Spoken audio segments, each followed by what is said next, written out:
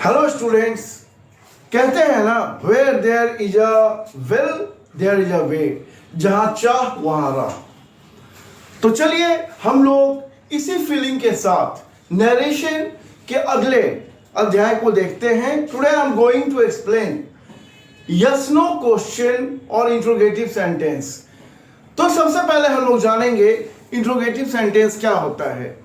N interrogative sentence is a question sentence that asks question like are you fine, where are you going, etc. There are two kinds of interrogative sentence, yes no question और WH question। तो हम लोग narration में आज पहले yes no question को देखेंगे कि yes no question वाले नरेशन कैसे बनते हैं। So let us see। तो यहां पर interrogative sentence yes no question की बात हम लोग कर रहे हैं और रिपोर्टिंग वर्ब आपका प्रेजेंट या फ्यूचर टेंस में जब होगा, जैसे से टू या विल से टू, तो हम यस नो क्वेश्चन को कैसे बनाएंगे। सबसे पहले हम लोग जानते हैं what is the structure of yes no question. So yes no question बनाने के लिए सबसे पहले auxiliary verb plus subject, then main verb, object, complement, etc, last में question mark. Example, are you fine.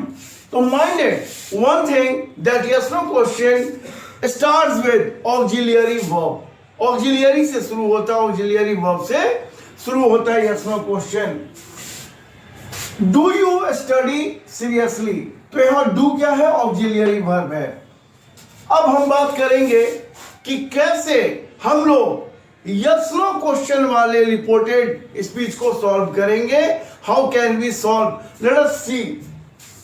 यहां मैंने डायरेक्ट स्पीच लिखा है और यहां इनडायरेक्ट स्पीच लिखा है।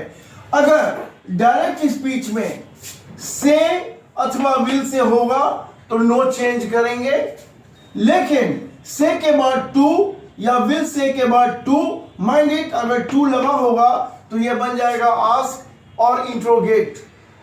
Now, next step, we remove inverted comma with the help of if or whether। हम if या whether में से कुछ भी लगाकर inverted comma को हटा सकते हैं। Okay? Now, अगर if your question starts with do, does or did and there is subject, verb, object, complement, etc और लास्ट में क्वेश्चन मार्क हो, तो हम क्या करेंगे, डू, डज और डिड मिट जाता है, इसे हम मिटा देते हैं और we write subject plus verb 1, verb 5 या वर्ब 2। इट चेंजेज अकॉर्डिंगली, ये बदलता रहता है सब्जेक्ट के अकॉर्डिंग, माइंडेड। इसके बाद हम लोग ऑब्जेक्ट या फिर कॉम्प्लीमेंट लिखते हैं, लास्ट में फुल स्टॉप लिखते हैं। तो इस तरह से आपने देखा do, does, did indirect speech में मिट जाता है देयर आफ्टर। लेकिन अगर फिर do not, does not, did not या फिर कोई दूसरा ऑक्सिलियरी आए, दूसरे ऑक्सिलियरीज आए, तो आप क्या करोगे, सब्जेक्ट को पहले लिखोगे, डू नॉट, डज नॉट या डिड नॉट या कोई भी दूसरा ऑक्सिलियरी है, जैसे is, am, are, was, were, shall, will, may, might, can, could, कुछ भी, तो सब्जेक्ट के बाद चला जाएगा, फिर वर्ब, उसके बाद ऑब्जेक्ट या कॉम्प्लीमेंट, लास्ट में full stop. And one more important thing that yes no question ends with question mark. जब हम डायरेक्ट स्पीच में लिखते हैं तब यस नो क्वेश्चन के अंत में क्वेश्चन मार्क होता है, लेकिन इनडायरेक्ट स्पीच में यस नो क्वेश्चन के अंत में फुल स्टॉप लगा होता है। तो इस तरह से आपने नियमों को देखा। चलिए हम लोग कुछ प्रश्नों को सॉल्व करते हैं। So see some example. Here it's a conversation between Ajay and Sunita has been given and Ajay क्या कह रहा है ये देखते हैं। Are you going to school today.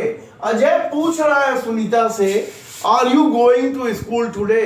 So it's a yes no question because it starts with R and R is auxiliary verb.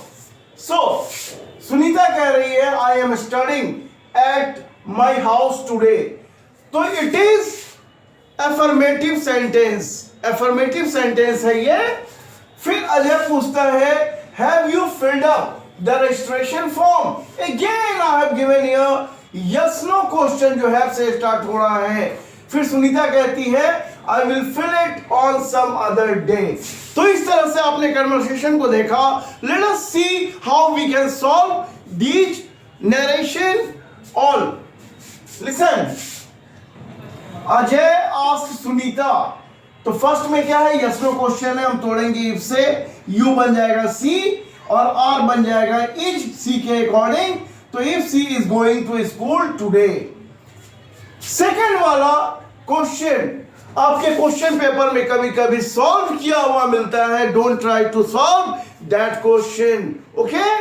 Now the third statement again Ajay, third statement Ajay asks her, Ajay पूछता है, क्या पूछता है, have you filled up the registration form. ये yes no question है, तो हम बनाएंगे इसे इफ से तोड़ेंगे, यू बन जाएगा सी और सी के अकॉर्डिंग है बन जाएगा has. If she has filled up the registration form, और माइंडेड लास्ट में फुल स्टॉप देना है।